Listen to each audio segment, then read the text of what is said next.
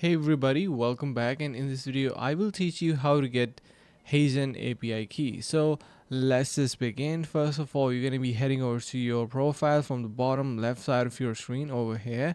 Simply um, open this cascading menu, and once you do, you can see you have the settings option. In here you need to head over to subscriptions and API on top left. Once you are here, you can see subscription and API heading on top.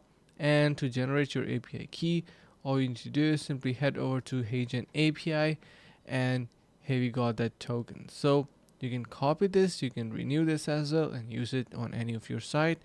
But before we end this video, you can head over to the link in the description to get 22% off onto their pricing and plan on Heygen. And that's, my friend, is going to be allowing you to get the best out of Heygen account. So I hope this helps. Thank you so much for watching, and see you in the next video.